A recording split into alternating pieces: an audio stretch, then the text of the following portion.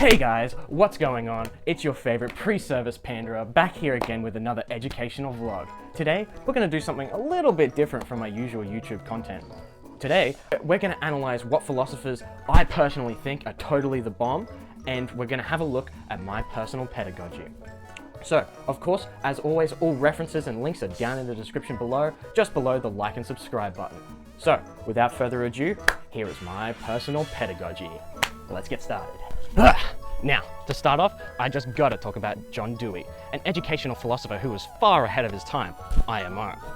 He emphasizes the importance of social and emotional learning within the classroom. And let me tell you, this guy might be a bit of an old geezer, but what he has to say is totally righteous.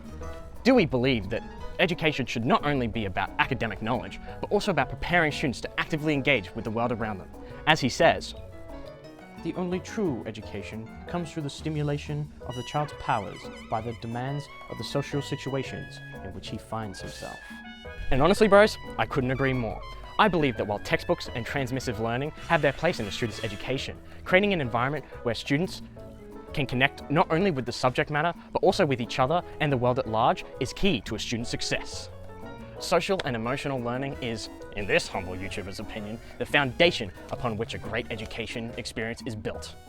When students empathize with one another, collaborate effectively, and learn how to communicate effectively, they're not just developing academic skills, they're becoming better human beings. They're breaking down cultural barriers, they're engaging in constructing collective meaning, and they're gaining the tools to create justice for themselves and their peers in the wider world. Dewey believed that education was most effective when it's hands-on and experiential, and honestly, I couldn't agree more. Students constructing their own view of the world through first-hand experiences is something that I believe is totally radical. But that's not to say that I've forgotten the first point on the Australian Professional Standards for Teaching, which is that you must know your students and how they learn. Whether it's through experiments, projects, or hands-on experience, I want my students to be active participants in their own learning journey. By encouraging curiosity, exploration, and critical thinking, I don't just want to teach my students facts in the classroom. I want to give them the tools to become lifelong learners. Now, something else that is totally goated with the sauce is creating an inclusive and culturally relevant learning environment. And on that front, I can't not mention the wonderful Ms. Bell Hooks. Ms. Hooks is totally epic and a real inspiration to me.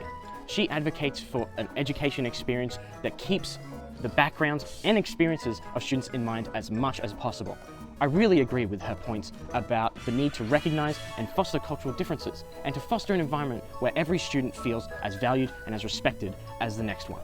It's almost as important as never skipping leg day. Incorporating cultural relevance into the curriculum isn't just about token representation. It's about acknowledging the lived experiences of students and using them as a foundation for learning, and deconstructing the totally bogus mythical norms set by society. By integrating diverse voices, perspectives, and texts into the classroom, educators can create a rich tapestry of knowledge that reflects the real complexity of the real world that we really live in. But it's not just about what we teach, it's about how we teach. Hooks stresses the importance of teaching that is responsive to the needs and identities of students. Once again, know your students and how they learn.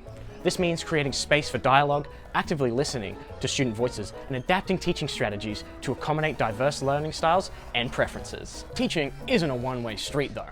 The APST talks a lot about how important it is for teachers to hone their craft and become the best to ever do it.